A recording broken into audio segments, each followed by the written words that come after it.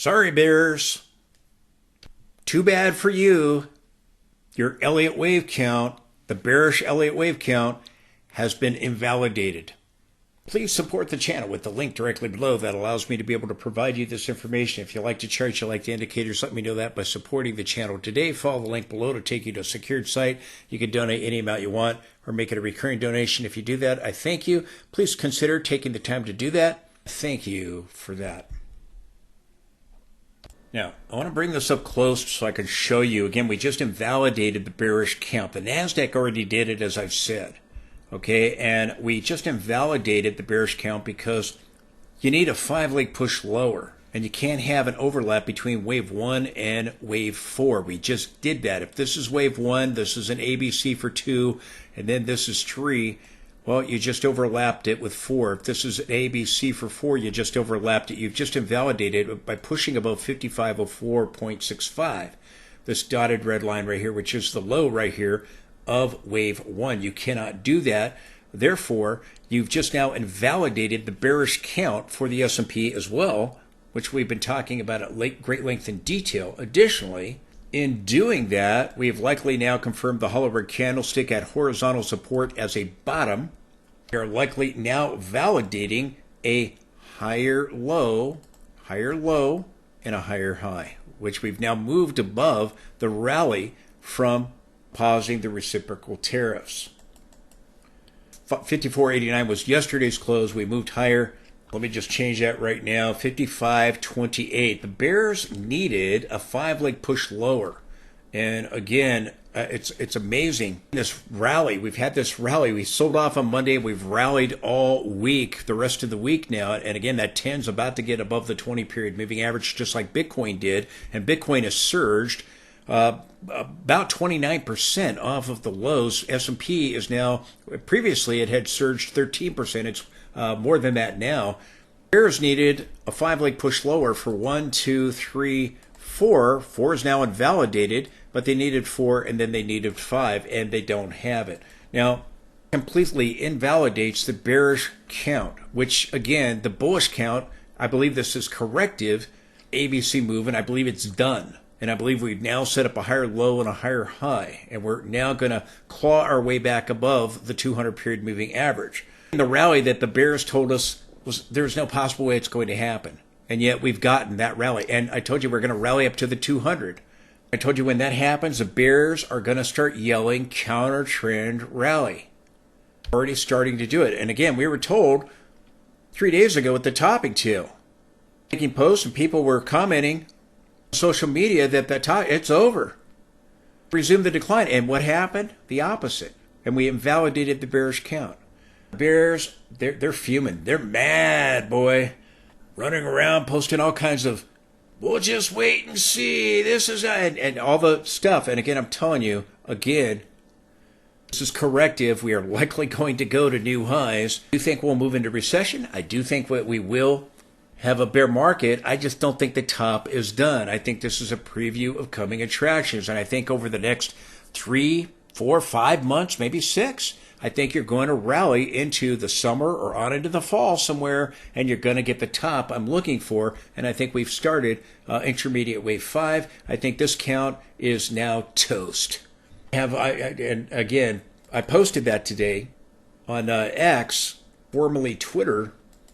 Got a bunch of the bears really upset. No, this is wave A, and you know, this is wave B, and we're going to get the problem. If it's if this is a 5-3-5 pattern, as I think it is, then that would be W. It would be a complex correction, and this would be, X, and then you get Y. Problem with that is, guess what? It's corrective as well. It means new highs. I don't think that's going to happen. I don't think we get a WXY, because I'm telling you, we take out just below this low is the 200-week moving average. And if you get a WXY, you're going to go well beyond that. I think that's going to happen.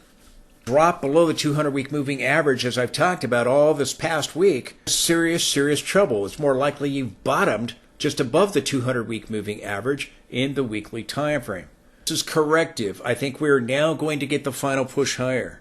This is the bearish count. This count has now been invalidated. It's gone. It's toast. It's given up the ghost. It's dead. It's more likely that, just bring it up in the full screen here, it's more likely that we've completed an ABC move, now going to make our final climax rally, the final phase of the blow-off top in the coming months ahead. That's more likely what is taking place. We've just had a rally now, which we were told wasn't going to happen. S&P up 242.5 points, almost 243 points, up 4 point, up 4.59%, up over 4.5%. We were told that wasn't going to happen. No way it was going to happen. Bears told us. Have, again, Black Monday style crash, and what happened? The market bottomed at horizontal support. If we go lower, you've got the 200-week moving average. I don't think that we're going to reach it. In likelihood, I believe that we have likely bottomed, as I've said, and invalidating the bearish scenario, the 5-leg push lower that the bears needed. I think we've completed the ABC move lower for intermediate wave 4, and that we're now going to get intermediate wave 5 and complete the cycle top. This whole thing is primary wave 5. And again, I think that this 1, 2 over here, we had an extended 3, then we get 4, and now we get 5. And I think that we found support here at the January 2022 top. It now becomes support. So I don't think we go down below the 200-week moving average, the black line right there, which is what have to happen for a 5-leg push lower, which would be invalidated now, which would have to happen for a WXY complex correction, which is more unlikely now. And again, I think it's more likely the correction is done and that this issue stops rattling the stock market and we start getting a massive rally of hope, which I think has already begun, as I've been talking about since just before the bottom. I told you, which now we've had a 3-week rally here. Last week was down, but the week before that was up big time. This rally that we were told that wasn't going to happen. Now, previously we rallied up 3.30%. Now we've rallied just under 14.5%. And again, that's from the low over the last 3 weeks. We were told there's no way that's possibly going to even happen. No possible way. Talking about this rally of hope just before Trump launched the tariffs that week, and when Cramer was telling us we were going to get the Black Monday crash, everybody believed that was going to happen, and it marked a what? A bottom. When everybody believes one thing, when the herd all believes one thing, the opposite happens.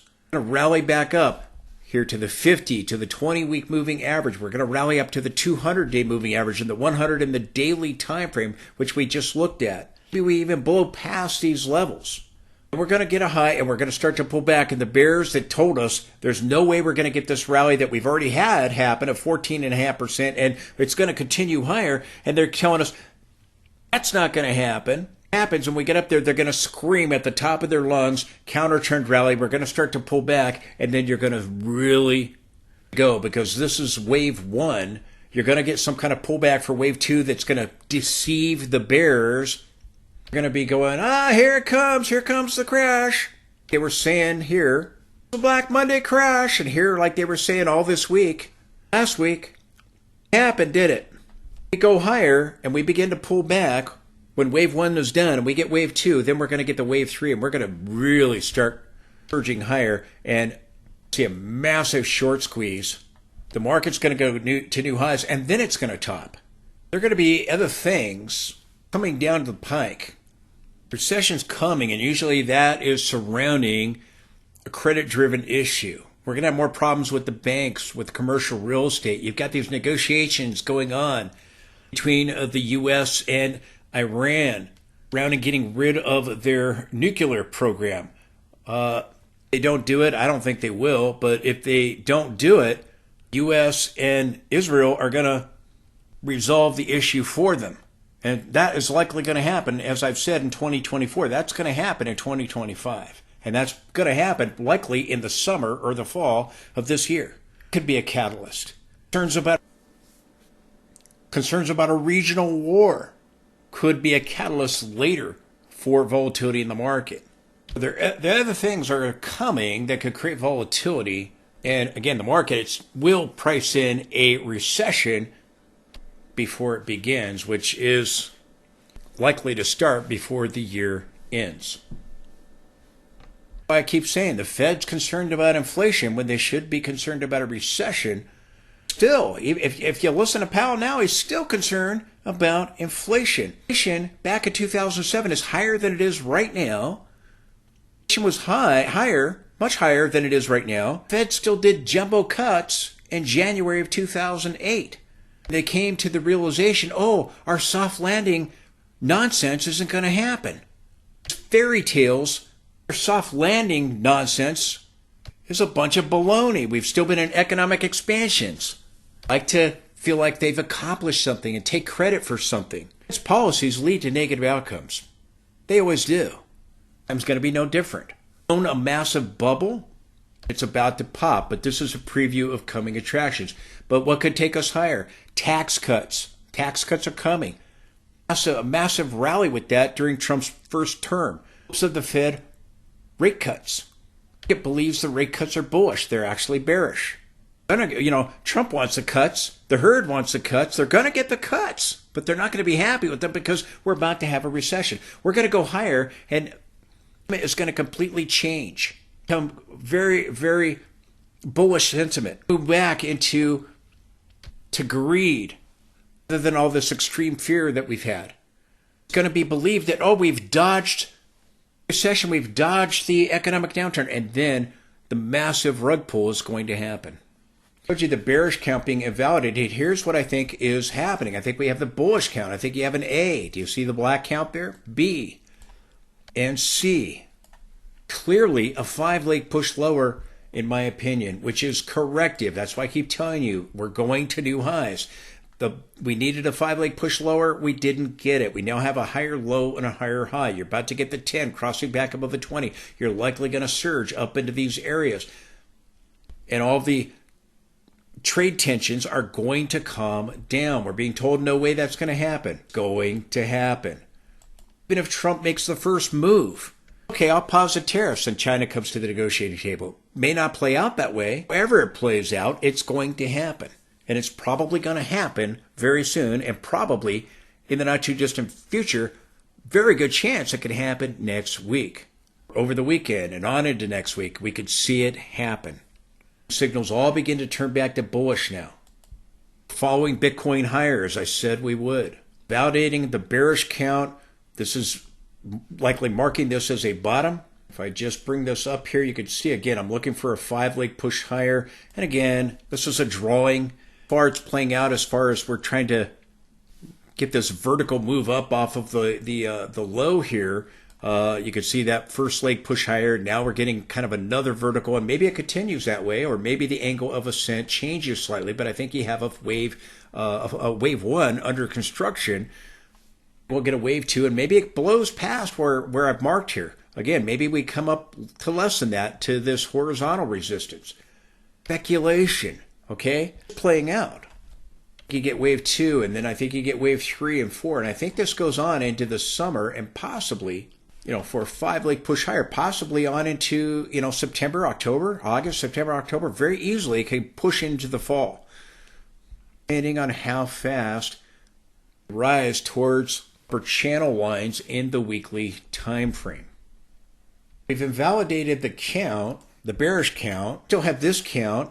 Just move my wave 2 here. We invalidated the bearish count. We've gotten above that today. We're above the 200. I told you we still might pull back and try to fill this gap right here. I don't know that we fill this one. Again, I think you got a bottom right here from Monday's low, as I talked about at the time. I think that we've got, again, these subwaves going on for our first minor wave that I've marked here. And again, the angles could change. Again, it's speculation. Again, I'm not Nostradamus looking at support and resistance levels, but it is playing out correctly so far. And we might stall here. It might be, that we, come up here and it comes something like that. And it's less, or the angles that I've drawn here. This is speculation, okay? Looking for a fortune teller, you're in the wrong place. Again, I'm looking at support and resistance. Have realistic expectations. Elliott wave is speculation.